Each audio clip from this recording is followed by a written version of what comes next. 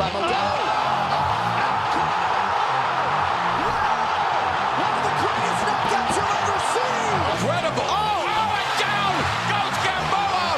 Whoop, there it is. Oh, you bet you did. Valentina Shevchenko with a huge highlight tonight.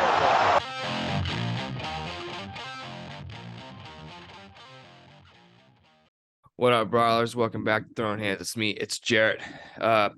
Happy holidays to you all out there. It's going to be a banger last 3 weeks of the year when it comes to UFC, and we're starting off with Orlando, so we're just going to hop right into it. We're not a couple good fights here. Marcelo Rojo. We're not going to go over these in detail, but Marcelo Rojo, always look out for him. Very strong featherweight.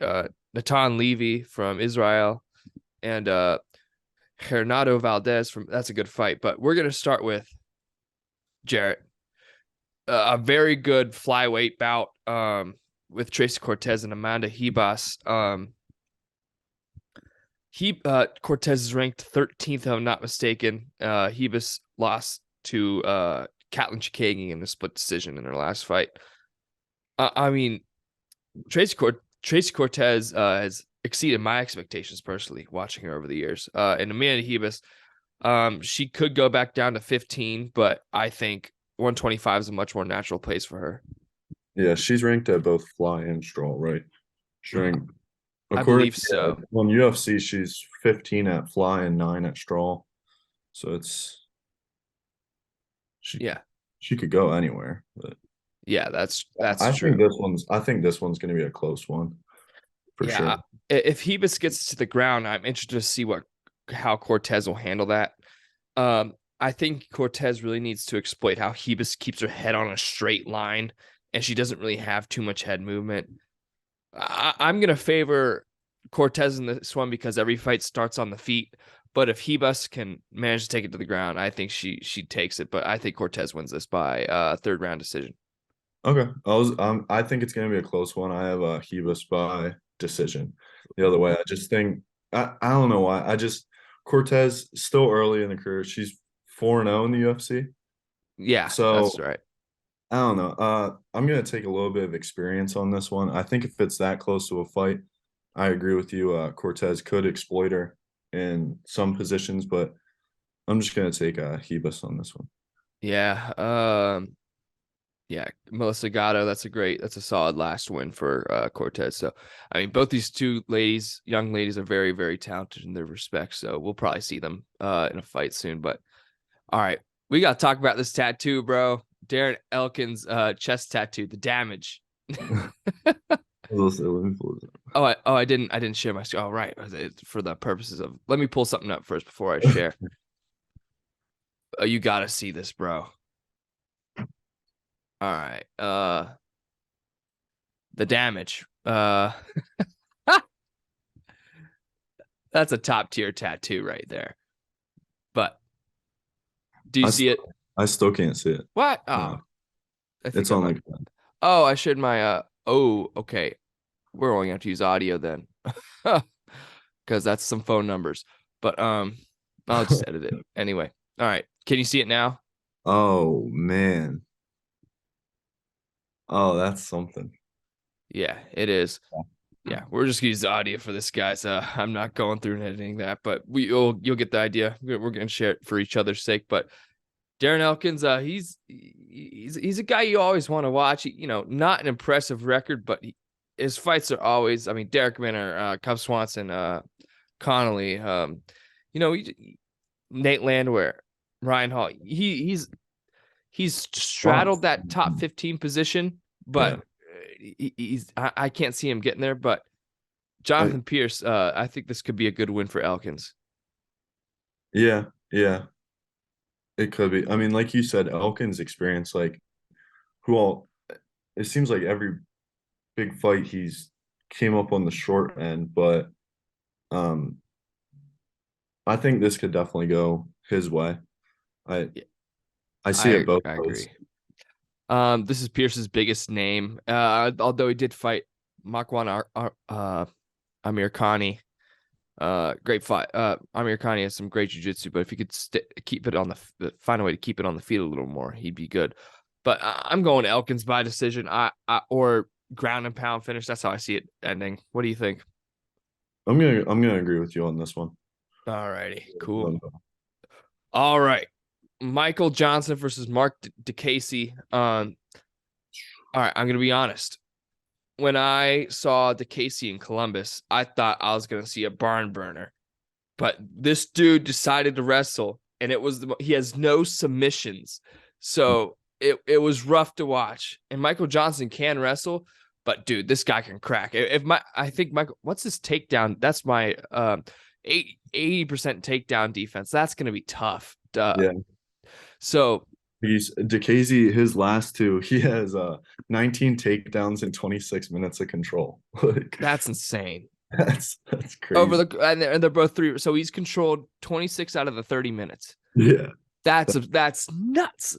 Yeah. So he's improved a lot there. If he could just add some jiu-jitsu to the arsenal, I think he could become a real threat in the division.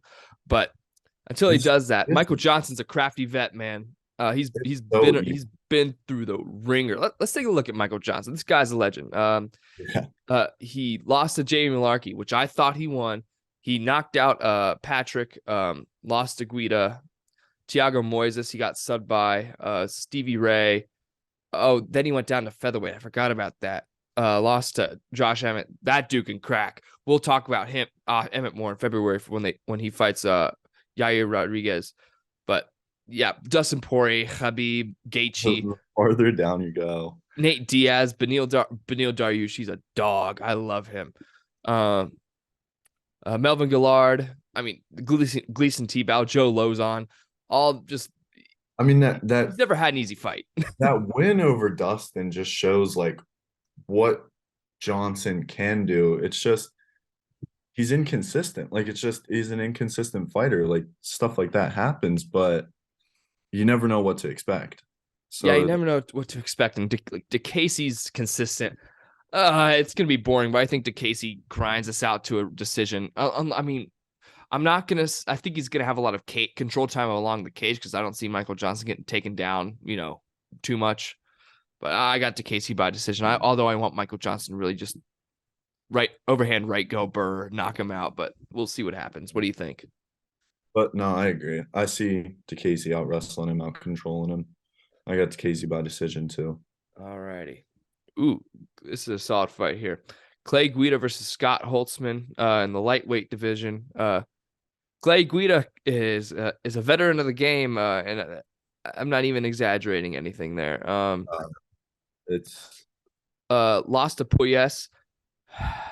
Shame what he did the lack of what he did against Dan Hooker. Good Lord, that was terrible. I'm not even gonna talk about that anymore. I mean, we went off on that. That was bad. That was so bad. Oh. But, he hasn't had easy fights either. I mean, he fought Bobby Green back in 2020, and Bobby Green's really gone up through the rankings. Michael Johnson, Marco Madsen, Zaleski, I think that's the fight. But Santos, he's a solid fighter. But, I mean, Leonardo Santos, that's right. But Scott Holtzman's pretty good too. I am interested to see how this fight goes. I think Guida will wrestle. That's why I see him doing. Yeah. What's your thoughts? Well, I mean, Holtzman's not necessarily one punch power. He's coming off of 2 tough ones, both getting finished by Gamrot and Dariush. Not bad losses. Those aged so well since early last year, though. So, that could come into play. But these guys are high class fighters. They can take some time off. Last 2 wins were by a unanimous decision. I think Guida, like I agree with you. I think Guida ends up taking it to the mat, and I got him by decision. Yeah, I mean, those 2 last losses for Holtzman aged phenomenally. I mean, Beneil Dariush sent him to the Shadow Realm, and Gamrot did his thing. So those aren't losses to be ashamed about. But I'm going Guida by decision. All righty. Ooh, this is a fun fight. Okay. Yeah. I'm excited for this one. Angela Hill versus Emily Ducote. Angela Hill is the king of getting so close to winning the fight, yet doesn't win the fight. I've never seen anybody come so close to winning. You think she wins each time, but the decision just never goes her way. And Ducote against Jessica Penne in her debut in Long Island. Beyond impressed by that. I was thrilled because we need some more younger, well, not younger, but new talent in that strawweight division. And I think she can really bring it. Yeah. I agree. I mean, there's so many on this card. It feels like these fight nights, it's the same story every time. It's just they're putting these veterans that are having such a tough time like breaking through against these new, young, like future superstars, it seems like. And this is a tough position for Hill. And like she had a good last fight, the unanimous decision against Lupo. But I'm looking at something different. Yeah, no, you're right. Against Godinez. Yeah. Yeah. But yeah, and then, a close fight against Virna Jandiroba. Split decision against Amanda Lemos, who's top 3 in the division now. Close to Tisha Torres. A good fight against Michelle Watterson. A win against Ashley Yoder. Barely lost to Claudia Gadelia. Like, she's always so close, but she can't get it done. And with somebody who's as high level as Ducote coming in, yes, I mean, she's, I think, 12-6 outside of, but she's on a 4-fight win streak. She has momentum. She's looking to get to the top. I got Ducote by decision. I don't think it's going to be a close one for Michelle. I'm at Angela Hill. Yeah, I agree with you. What, Dakota was Invictus, right? Invicta, yeah. I think she was their strawweight champ, if I'm not mistaken. Yeah, I agree with you. Fresh talent coming in, gets it done. Yeah, like you said, Hill just can't get over the hump. Yeah, I agree with you. Probably about decision. This is fun. This is, I mean, it's not ranked people, but Nico Price and Philly Rowe is going to be a banger. Philly Rowe is absolutely ginormous for the division. And Nico Price always comes to play. I mean, I don't think he's ever had a boring fight. I mean, Cowboy Oliveira, Pereira, Cowboy, that was interesting. But this is really fun. And Philly Rowe, he's newer to the UFC. He's only had 3 fights before this. But I mean, beat Jason Witt, beat Orion Cosey, and lost to Green. But Witt and Cosey aren't too bad of fighters. So yeah, so I'm interested. I am beyond intrigued by this fight. I don't see these guys getting into the rankings, but it could propel them to a ranked matchup. He's been out for a while too. Yeah, Price has been out for a minute too. He's had some suspensions, right? Yeah, I think it's like pot suspensions and stuff. I mean, it's not gonna do anything, guys. Change the rules, please. And if anything, it inhibits what they do. If you want to spark up a joint before, go ahead. It's not gonna help you. I mean, everything these guys are putting their bodies through too. It's like just let them smoke a joint, man. Yeah. It's better than tons of other painkillers that they probably have to use. So anyway, yeah, I think Nico Price takes it. It's going to be a violent fight. I think he finishes it in the 3rd. I think it's a toss up. I had Rowe finishing him, but I agree with you. I could see it going either way. It's just I don't know, the time off kind of gets me. I like Rowe has a little bit of momentum going into this. I'm gonna go with the underdog on this one. Hey, I can't disagree with you there, my man. All righty. Eric Anders versus Kyle Dawkins. Eric Anders, he came on Throwin Hands a couple years back. Check out that interview. It's a little dated, but hey, he came on. Cool dude. Against Kyle Dawkins, brother of Chris Dawkins, looking to get into the rankings himself. Kyle, he's had a rough go of it, man. No contest to Kevin Holland after a headbutt, which put Holland out, actually. Beat Jamie Pickett. All right. I Pickett, the best thing to happen to Pickett was Bo Nickel getting injured, because that dude would have died in the octagon against Bo Nickel. He wouldn't have died, but it would be pretty. Yeah, but like it would, y'all get what I mean. And then Roma Delidze, I mean, jeez, that dude has bricks in his hands anyway. But Eric Anders, he's had a rough go of it as of late. I think he said on Jogan he got 5 fights left in him. I don't know. It's a really interesting matchup. Grappling, they're good at takedown defense because they don't really like to grapple. So this is going to be a swanging banger. What do you think, Jarrett? Dawkins is pretty good on the mat, though. He is. He's good. His nickname is sick. That's a good nickname, the Darce Knight. Yeah, that's great. That's so great. So I mean, I think this one, a lot of on Tapology, they had it going the distance with the decision in favor of Dawkins. I think Dawkins, if it goes the distance, I think Dawkins can catch him and submit him. But I mean, this is another as close as it gets. Like odds wise too, it's extremely close. So yeah, it's a tough fight to call. Absolutely, almost all of them on this card are. Yeah, there's no crazy odds on this card.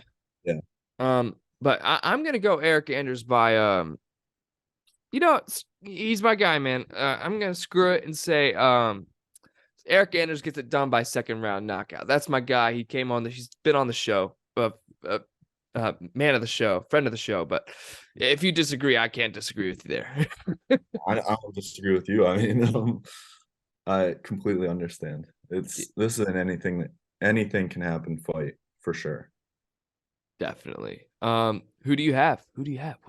I have Dawkins by submission. Ooh, okay. I can see it happening. That's the thing with this card. I think most likely that goes to a decision.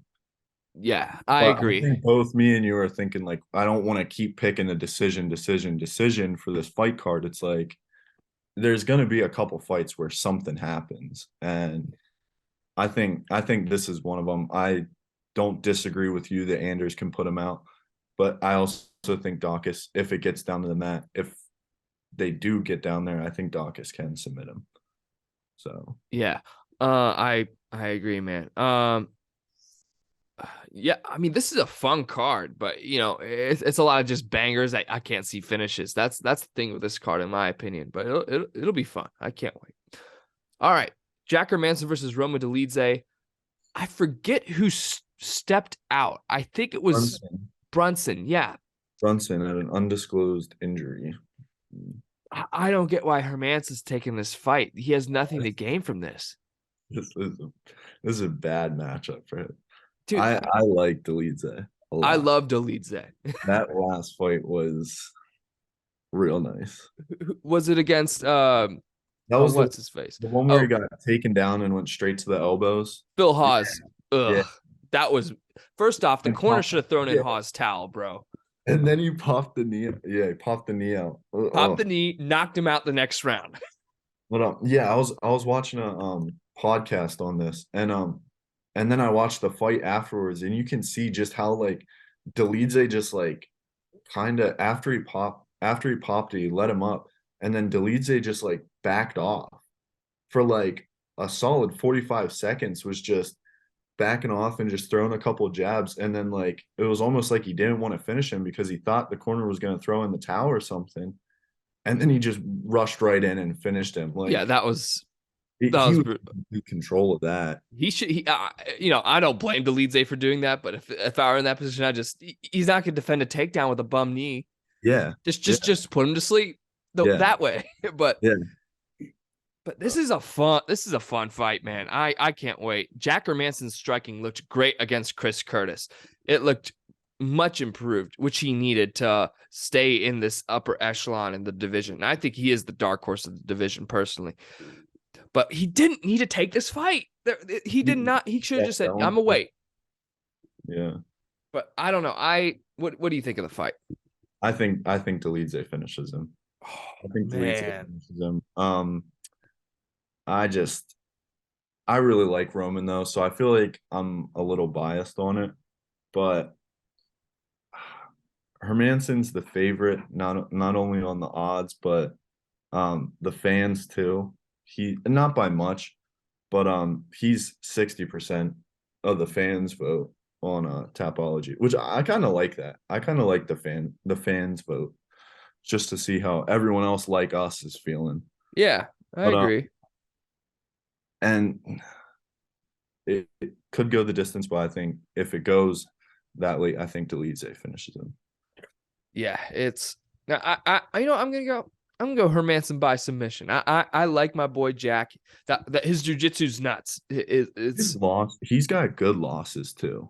yeah, Like his losses you can't. Strickland, Vittori, Cannonier, like Oh, I forgot that Vittori fight was awesome. I forget that was a great fight. And then he Gaston. wrecked Shabazian. That was terrible. Lost to Sean Strickland. He's fighting in a couple weeks. That dude's nuts.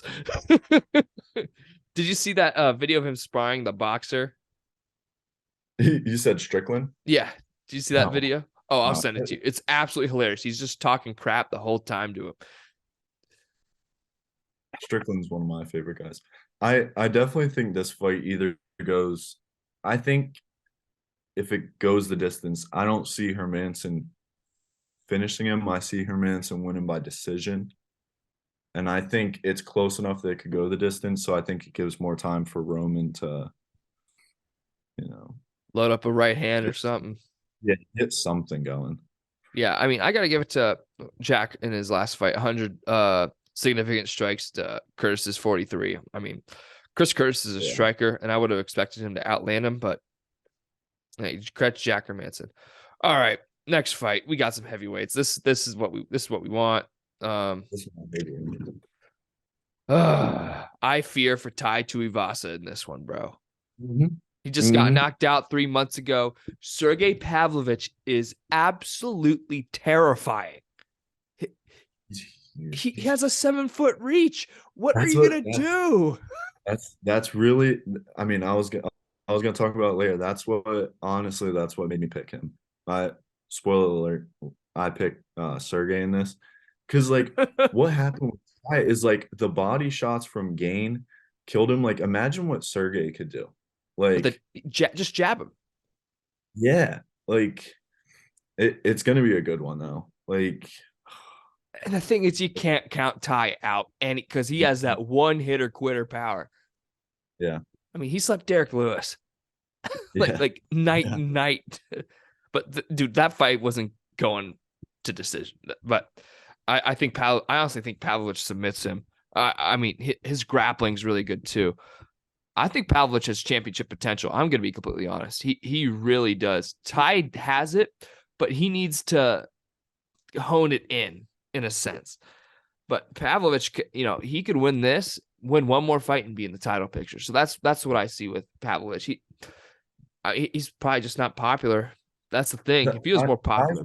Ty's one of my favorite fighters. Like, I'd love to see a Shui, but like, I don't know. This is a tough matchup for him. Yeah, I mean, this makes it a tough matchup for anyone. That reach and a 45-inch leg reach. That's crazy. And he's yoked. Who's Pavlovich beaten? I forget. He's got. Abdurrahimov. Oh, that was a beatdown. Green. Oh yeah, Pavlovich didn't fight. This is his third fight of the year, and he hadn't fought for like 3 years. He lost his what's it called? His debut. They threw him right in against Overeem. Why would you do that? That's criminal.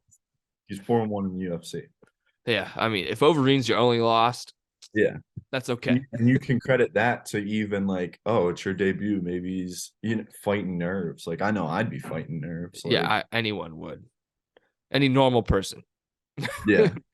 And a lot of these guys aren't normal. Yeah. Okay. Mateus Nicolau versus Matt Schnell. Matt, if you watch that last Matt Schnell fight, that dude came back from the Shadow Realm against what's his name? That was an amazing fight. Sumadeji. Yeah. That if you haven't watched that second round, I highly, highly encourage you to go back, look it up on YouTube. I guarantee you it's on YouTube, and watch that second round. I was screaming my head off because Matt Schnell was like getting his head bounced on the canvas, I'm pretty sure. And then he came back and knocked Sumadeji out. Incredible heart, I must say. But Mateus Nicolau is nothing to mess with. This dude is insane. He could sub you. He can knock you out. He can do just about anything. And he has very good grappling. I mean, he's only been taken out like twice. So I'm intrigued. This is an intriguing matchup. Beat Dvorak and Elliott. Like, Nicolau's pretty good. He's really good. Yeah. I don't know about this fight, man. Snell's got some like really impressive losses though, too.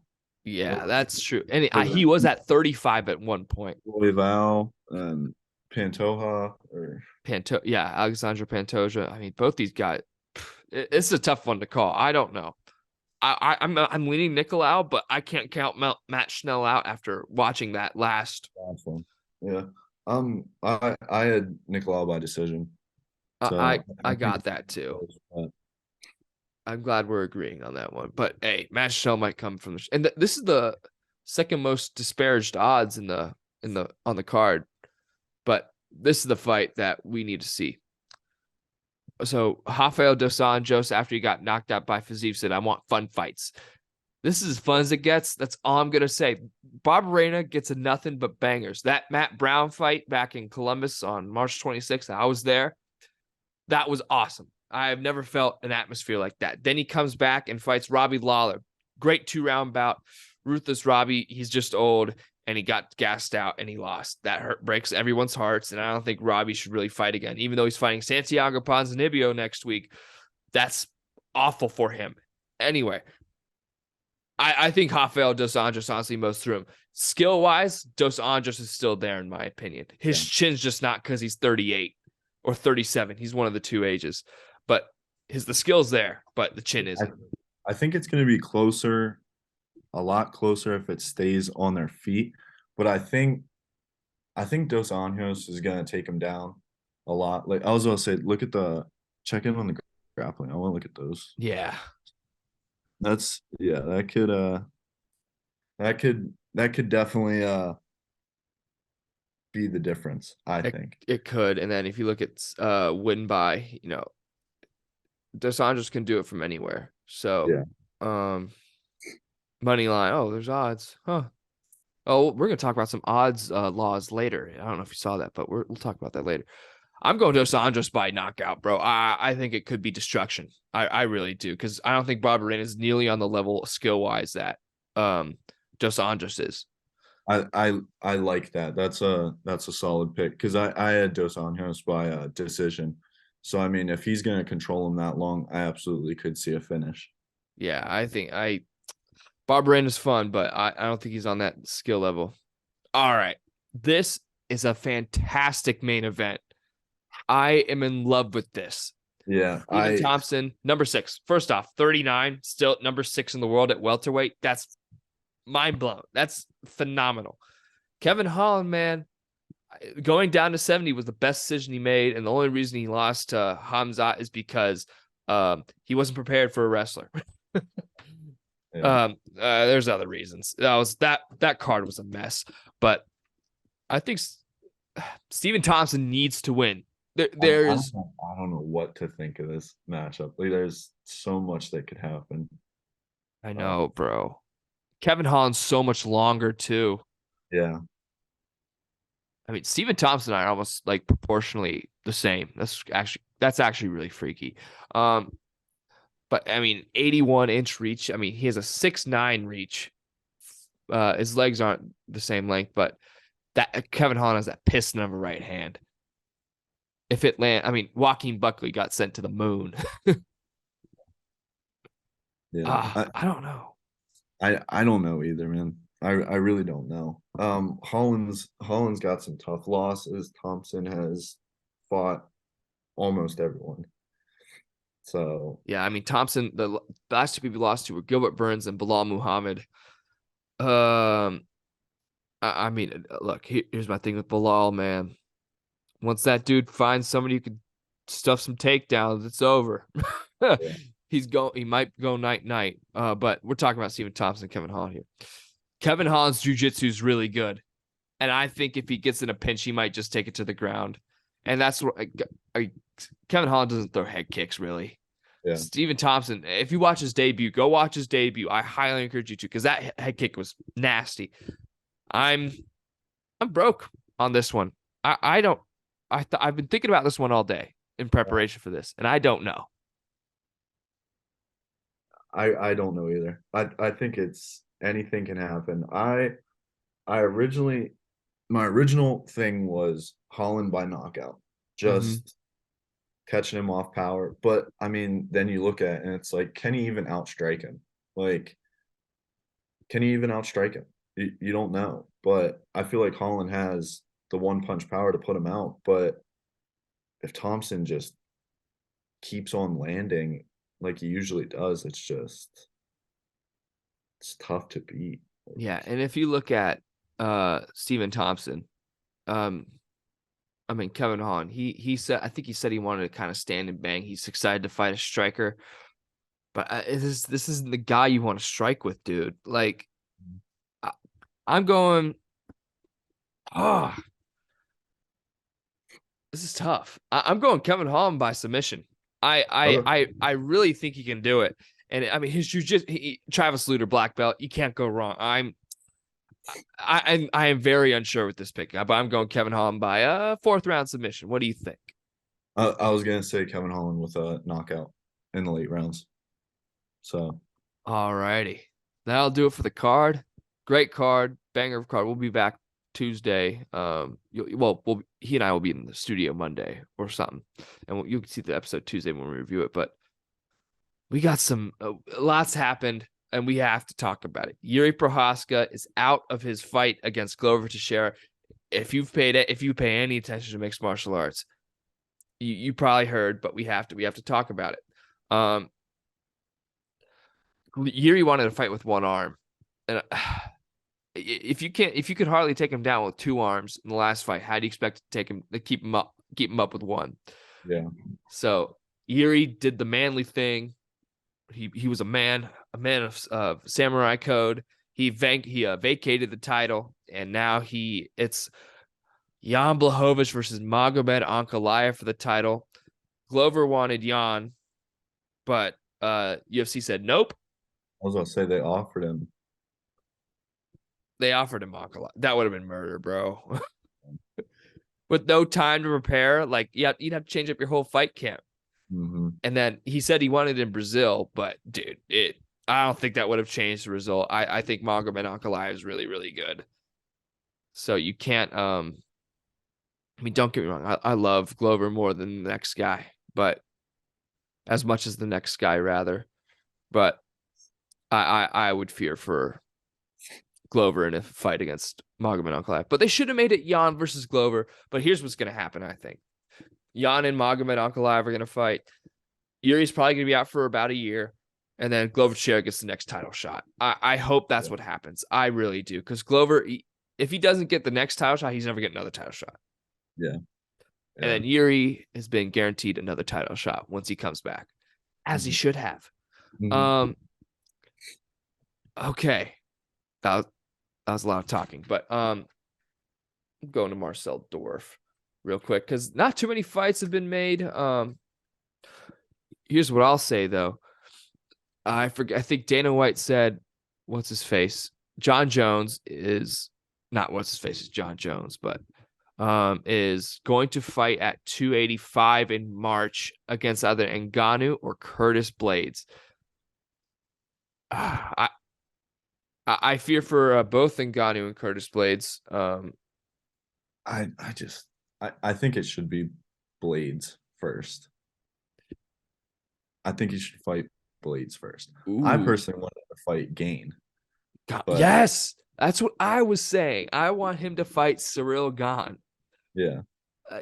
Here's my thing with Jones. You guys are all on audio. I'm terrible with names. I'm terrible with names. It doesn't matter how many times I hear someone pronounce it. But we know it's all love, man. Yeah. Everybody knows who I'm talking about. Yeah. I saw this TikTok of John Jones today. It was a little old. I had seen the clip before, but he's like, if you prepare for Ngannou to knock you out, he can put your lights out. It's easy. And it's like, oh my gosh, if this dude knows what could happen, like he is mentally prepared to fight Ngannou, and that's scary. No one is mentally prepared to fight. I mean, Cyril Gahn, I think he is, but like, I think John Jones kills him. No, like I think it would be a terrible fight for Ngannou because I mean, Cyril Gahn could grapple with him. I mean, John Jones would be a nightmare. I definitely have Jones winning both. It's just like I'm torn between. As a fan, I obviously want to see him fight Francis right off the bat, but then it's like, well, can you have him go straight for a title fight?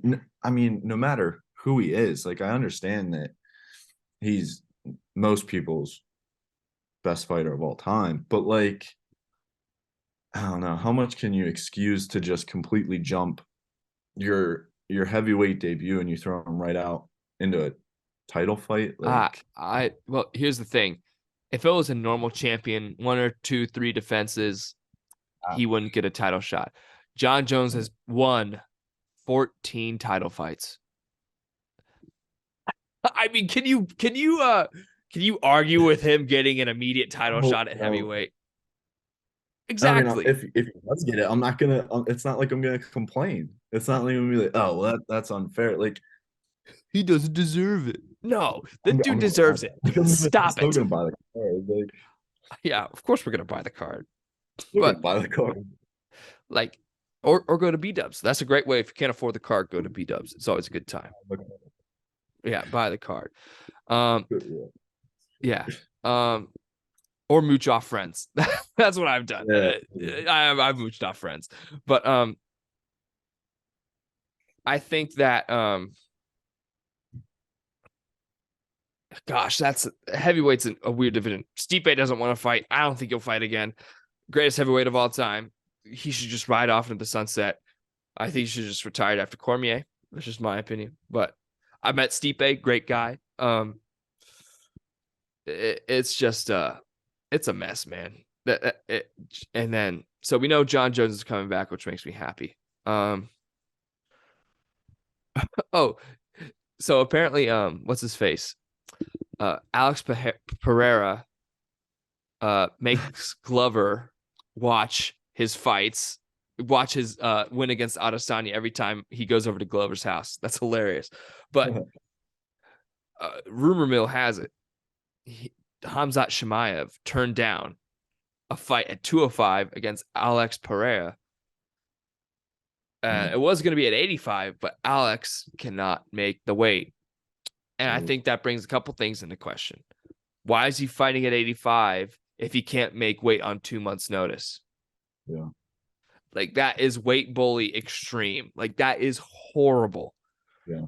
But I swear, if Khamzat gets a title shot, I'm going to be angry.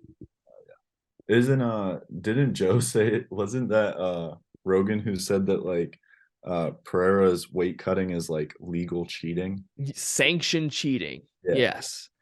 And I can't disagree, but if it's legal, it's legal. I'm not going to discourage you from doing it. But if you can't make weight in 2 months, that's absurd. 2 months. Like 2 months till Brazil. That's crazy. But I wouldn't take a fight after a title fight like that. You just gotten rocked by Adesanya, so that's a lot. That's an awful matchup for him too. Oh yeah, it wouldn't be close. I don't think it would be a close. I think Khamzat would win. Yeah, that decisively. Yeah, quote unquote, I can't make the weight. You know what I mean? Like, yeah, if you saw his takedown against Adesanya, that was just pure muscle. He just muscled the takedown. He's like, It was horrible. He probably could have blown his back out, to be honest. I'm gonna grab your legs and pick you up. Like, That's all it was. It was No, a horrible takedown. Kayla Harrison lost in PFL to Pacheco, who lost to Andrade, who fights at 125. Pacheco fights at 155. That shows the skill gap between these PFL fighters and UFC fighters. Andrade beat this woman. But Kayla Harrison might fight Chris Cyborg now. I mean, I think Kayla Harrison says goodnight, bro. I'm not going to lie. If that fight happens. Yeah. Terrible. Oh, speaking of PFL, Marlon Moraes really needs to hang it up, man. He was like a minus 1,000. Like, he was an absurd favorite against Shaman Moraes. Not taking away from Shaman, but he got knocked out. Marlon Moraes should really just hang it up. Like, 5th TKO loss in a row. Hang it up. Dominic Reyes, please hang it up. I don't want to see you get direct anymore. That was horrible. But Patty got, so after the Yuri got scrapped from the fight, Pimblett and Gordon got moved up. But we're gonna talk about that more next week. But that's really all I got, man. This is there's some good stuff here. Here's a fight. Nikita Krylov, Ryan Spann, UFC event on February 25th. Phenomenal fight. Great fight. Someone's getting finished. Yeah. Man. Lots going on. Yeah. But I'm going to keep scrolling a little bit more, but there's not really too much. But And Connor stuff with him getting tested. oh, what's this? It was like Connor getting back in the testing. Oh, let's talk about that. Yeah. Yeah. So if you haven't seen any pictures of Conor McGregor lately, I'm gonna pull one up. Let's go to Conor McGregor. This guy is yoked, like yoked. He's now a middleweight easily. Like, I mean, there are people saying it's steroids. Here's my thing. I don't think it's so crazy that it necessarily warrants steroid talk, but he's never making 155 again. It will be physically impossible for him to do. Okay, here we are. Okay, let me share this real quick. For us, at least. Look at this. Look at his quads. Look at his quads. All right, if you want to see this photo, guys, since this will be audio only based on my doopiness in the beginning of the show, accidentally sharing a couple phone numbers, which I will respect their privacy. Just go to his Instagram, Notorious MMA on Instagram. Scroll down a couple times. You'll find it. He is yoked beyond belief. He's huge. So he's going to 70. He has to go to 70. There's no feasible way he can make 55 again. And he has said he's going to 70. I think if Leon Edwards defends his title in March, I think Conor McGregor, for the sake of the British Isles, they got to throw Conor and Leon Edwards in there. Put it in Dublin. Make it happen. Make it happen. Because the top 5 of the welterweight division doesn't want to fight. And then that'll make people fight in the top 5, in my opinion. So therefore, I think that's the thing we got to do. Throw the cash cow in. Throw the cash cow in. Going. Get stuff going. Since he, And then I don't know if he's like that big. And then I saw something about Patty saying like him and Connor would be like the biggest pay-per-view ever. I'm like, no. What weight? Like, you're gonna film a street fight and charge people to watch the Instagram live? Charge on Periscope? Yeah. Yeah. Like, oh, speaking of Patty, Jake Paul wants Patty to spar him in boxing for $1 million. Patty accepted the deal, and I thought I liked the deal Patty threw out. Hey, come to the PI, we'll make it happen. And Jake Paul made it in Puerto Rico for a reason, because he knew people. I wouldn't want to go to I'm not going to Puerto Rico to get beat up. I'm already here. Yeah. If you want to do it, come to my spot. Boom, compromise. But Jake Paul is just doing that. So, he's backing out. First off, I think Patty would get knocked out in that spar. Absolutely horrible matchup. If it was a real street fight, Patty would win 100% of the time. But it's boxing. And yeah, good on Patty for putting it to the PI because that'd be terrible. I mean, Uh, you could talk for hours about who all Jake Paul mentions within a week. It's just I saw something that was like within a couple hours span, he had called out Nate Diaz, Patty Pimblett, the boxer that he's always Tommy fighting, Fury. Tommy Fury, and he'd called out another one.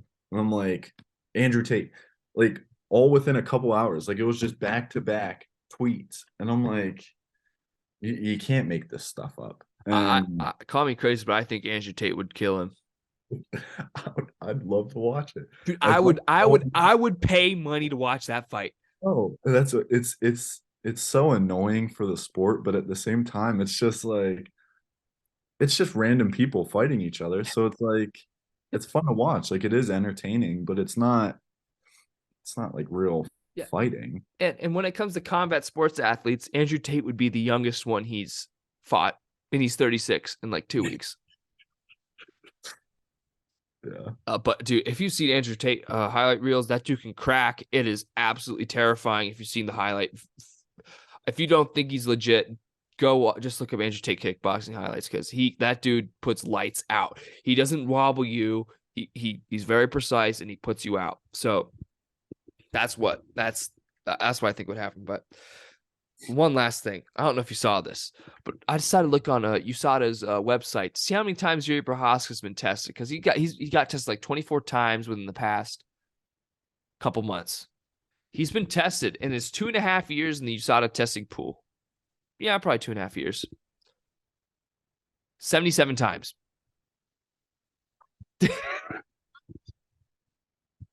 That is insane. Yeah. Wow. 77 times. Yeah. That just shows the level this guy's on. They think he's also he was in Ryzen. They don't really care about steroids over there. But that's part of it. But when Yuri comes back, man, we might have a new mythical fighter on our hands. All right, I'm gonna wrap it up, man. You got anything else? I was just gonna say him coming off of an injury is gonna get tested even more because they're like, oh, what was he using to, come back? Like, is he using to get healthy? Like, it's ridiculous. But if there's anybody mentally that can come back from an injury like that, yeah, it's Yuri. But anyway, Jarrett, thanks for coming on, man. Great episode. We had lots to talk about. Absolutely, it was a real fun episode.